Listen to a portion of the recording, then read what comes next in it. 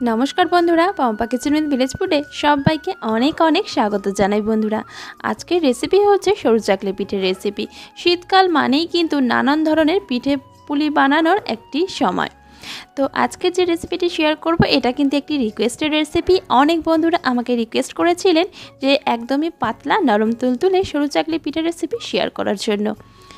আর যারা একদম এই সরু চাকলি পিঠে বানাতে পারে না অথবা যাদের ছিঁড়ে যায় পাতলা করে বানাতে গেলে এই পিঠাগুলি, তারা অতি সহজে এই রেসিপিটা দেখার পর অবশ্যই বানাতে পারবে। হবে একেবারে নরম তুলতুলে, মুখে দিলে একদম মিলিয়ে যাবে। সম্পূর্ণ দেখার অনুরোধ নিয়ে আজকের রেসিপি শুরু করছি। এই পাতলা নরম তুলতুলে সরু চাকলি পিঠা বানিয়ে নেওয়ার জন্য একটি পাত্রের মধ্যে নিয়ে নেব 1 বাটি পরিমাণ সুজি। আর এই সুজিটা কিন্তু 200 গ্রাম সুজি রয়েছে, বাটি পরিমাপ করে নিয়ে নিলাম। তারপরে এর মধ্যে আমি দিয়ে দেব স্বাদ অনুযায়ী লবণ। তারপর 200 গ্রাম সুজির জন্য এর মধ্যে অ্যাড করে দেব 4 চামচের 4 চামচ ময়দা। 200 গ্রাম সুজির জন্য 4 চামচ ময়দা যথেষ্ট।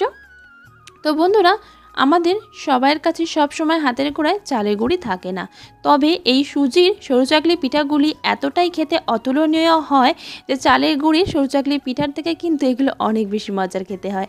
একবার বাড়িতে বানালে অবশ্যই বুঝতে পারবেন এর স্বাদ কতটা অতুলনীয়। তারপর শুকনো উপকরণগুলি হ্যান্ড হুইস্কারের সাহায্যে ভালো করে মিশিয়ে নেওয়ার পর দিয়ে দিলাম 1 বাটি পরিমাণ জল। তারপর ভালো করে মিশিয়ে নেব। এখানে আমার 2 বাটি পরিমাণ জল লাগবে, তবে প্রথমে 1 বাটি পরিমাণ জলটা দিয়ে দেওয়ার পর ভালো করে মিশিয়ে নেব। প্রথমেই যদি 2 বাটি পরিমাণ জল দিয়ে দেওয়া হয় তাতে কিন্তু ব্যাটারটা অনেক বেশি পাতলাও হয়ে যেতে পারে, তাই অল্প অল্প করে দিতে থাকবেন। অনেক সুজি কিন্তু ছোট ছোট দানার হয়, আবার অনেক সুজি মোটা দানার হয়। তো আমি এখানে ছোট দানার সুজিটা নিয়েছি, তো 2 বাটি আমার এখানে জল লাগবে। তো সেই হিসেবে কিন্তু আপনাদের দেখে শুনে জলের পরিমাণটা দিতে হবে। কেউ যদি মোটা ধরনের সুজি নিয়ে থাকেন তাহলে কিন্তু পরিমাণটা একটু বেশি হতে পারে, মানে 3 থেকে 4 চামচ জলের পরিমাণ বেশি লাগতে পারে। সমস্ত কিছু মিশিয়ে নেওয়ার পর আমি এখানে নিয়ে নিলাম একটা মিক্সিং জার, আর তার মধ্যে সমস্ত কিছুটা দিয়ে দেব, মানে সমস্ত যা কিছু মিশিয়েছিলাম সবটার মধ্যে অ্যাড করে দেব। তারপর একটু সময় নিয়ে এটা আমি একটি একদম পাতলা আর মসৃণ ব্যাটার তৈরি করে নেব। ব্যাটারটা রেডি হয়ে গেলে একটি পাত্রের মধ্যে ঢেলে নেব। আর এই ব্যাটারটা কিন্তু অনেক বেশি পাতলা হয়, যত বেশি পাতলা হবে এই ব্যাটারটা ততই কিন্তু সরু চাকলি পিঠাগুলিও পাতলা তৈরি হবে। তো ঢেলে নেওয়ার পর একটি হাতা দিয়ে আমি আপনাদের দেখিয়ে দিচ্ছি যে ব্যাটারটা কতটা পাতলা হয়েছে। আশা করছি দেখে বুঝতেই পারছেন ব্যাটারটা কিন্তু একদমই পাতলা তৈরি হয়েছে। আর সুজিগুলো যাতে ভালোভাবে ফুলে যায় তার জন্য অবশ্যই চেষ্টা করবেন 4 থেকে 5 মিনিট এটা একটু রেস্টে রেখে দেওয়া, তাহলে সুজিটা ভালোভাবে ফুলে যাবে আর তাতে কিন্তু সরু চাকলি পিঠাগুলি অনেক বেশি ভালো হবে। তো আমি 4-5 মিনিট এটা রেস্টে রেখে দিয়েছিলাম। এবারে ভালো করে এটা আরও একবার গলিয়ে নেব। যতবার আমি সরু চাকলি পিঠাগুলি বানাতে যাব ততবারই কিন্তু ভালো করে গলিয়ে নিতে হবে। তারপরে আমি এখানে একটি ননস্টিকের তাওয়া গরম করে নিয়েছিলাম, আর সেটার ওপরে এইভাবে 1 হাতা ব্যাটার দিয়ে দেওয়ার পর ভালো করে চাড়িয়ে দেব। আর লো টু মিডিয়াম হিটে এটা আমি ওপরের দিকটা ভালো করে শুকনো হয়ে আসা পর্যন্ত অপেক্ষা করব। এখানে কিন্তু খুব বেশি গ্যাসের ফ্লেমটা জোরে দেবেন না, তাহলে কিন্তু তলার দিক থেকে লাল হয়ে যেতে পারে। লো হিটেই কিন্তু একটু সময় অপেক্ষা করতে হবে, মানে 2 মিনিটের মতন অপেক্ষা করলেই কিন্তু ওপরের দিক থেকে ভালোভাবে শুকনো হয়ে আসবে। তারপরে দেখবেন ধারের দিক থেকে কিন্তু উঠে আসছে। তো এই সরু চাকলি পিঠাগুলি দেখুন আমি হাত দিয়ে তুলে দেখাচ্ছি, হাত দিয়েই কিন্তু খুব সহজে তুলে নেওয়া যাবে। আশা করছি আপনারা দেখে বুঝতেই পারছেন বন্ধুরা। আমি এখানে ননস্টিকের তাওয়াতে বানিয়েছি বলে হয়তো আপনাদের বিভ্রান্তি হতে পারে যে ননস্টিকের তাওয়াতে বানানোর জন্য এত সুন্দরভাবে উঠে আসছে, কিন্তু এমনটা নয় বন্ধুরা। আপনারা অ্যালুমিনিয়ামের তাওয়া অথবা অ্যালুমিনিয়ামের কড়াইতেও বানিয়ে দেখবেন, খুব সহজে কিন্তু উঠে যায়। আমি আপনাদের 2-1টা বানিয়ে দেখিয়ে দিচ্ছি, সমস্তগুলো দেখানো কিন্তু সম্ভব নয়। আর আপনারা যদি অ্যালুমিনিয়ামের কড়াইতে বানিয়ে দেখানো দেখতে চান তাহলে কিন্তু অবশ্যই কমেন্টে জানাবেন।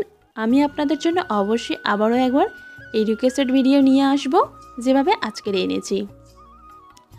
আর যদি আপনারা অ্যালুমিনিয়ামের কড়াইতে বানিয়ে থাকেন তাহলে একটু টিস্যু দিয়ে সামান্য একটু তেল ব্রাশ করে নেবেন, তাহলে কিন্তু খুব ইজিলি উঠে আসবে। তো দুটোই সরু চাকলি পিঠা আশা করছি দেখে বুঝতেই পারছেন বন্ধুরা কতটা সহজে উঠে আসছে। আর এর রঙটা কিন্তু একদমই সাদা থাকবে যদি একদম লো হিটে বানানো হয়। চালের গুঁড়ের পিঠার থেকে কিন্তু এই পিঠাগুলো অনেক বেশি নরম হয়, খেতে অসাধারণ হয়, মুখে দিলেই কিন্তু মিলিয়ে যাবে। বন্ধুরা, আশা করছি আপনারা আমার ভিডিওটি দেখার পরে বুঝতেই পারছেন যে কতটা সহজ সরু চাকলি পিঠা বানিয়ে নেওয়ার জন্য।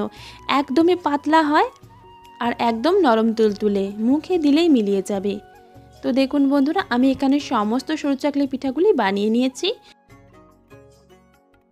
200 গ্রাম সুজি দিয়ে কিন্তু অনেকগুলি সরু চাকলি পিঠে বানিয়ে নেওয়া যায়। আর কতটা পাতলা হয়েছে আশা করছি দেখেই বুঝতে পারছেন, হাতের এপার থেকে ওপার কিন্তু ভালোভাবে বোঝা যাচ্ছে। আর যে সমস্ত বন্ধুরা ধৈর্য ধরে শেষ পর্যন্ত আমার ভিডিওটি দেখেছেন তাদেরকে অসংখ্য অসংখ্য ধন্যবাদ। বাড়িতে যদি বানিয়ে থাকেন অবশ্যই কমেন্টে জানাবেন আপনাদের পিঠাগুলি কেমন হয়েছে। আর বাড়ির বয়স্কদের জন্য অথবা ছোটদের জন্য এরকম পিঠা কিন্তু যখন খুশি তখন বানিয়ে নেওয়া যায়। আর যে সমস্ত বন্ধুরা একদমই সরু চাকলি পিঠে বানাতে পারেন না তারা অবশ্যই আমার রেসিপিটা ফলো করে বাড়িতে বানাবেন। আপনাদেরও পিঠাগুলি হবে এইরকমই নরম তুলতুলে আর একদম পাতলা পাতলা। যারা বানাতে পারেন না তারা বাড়িতে বানিয়ে সবাইকে একদম চমকে দিতে পারবেন এই রেসিপি ফলো করে। বড়দের জন্য রইল আমার প্রণাম আর ছোটদের জন্য রইল অনেক অনেক ভালোবাসা। সবাই ভীষণ ভীষণ ভালো থাকুন, সুস্থ থাকুন আর অবশ্যই এই শীতকালে নানান ধরনের পিঠেপুলি বাড়িতে বানান আর সবাই আনন্দ করে খান। তো আজকের মতন এই পর্যন্ত।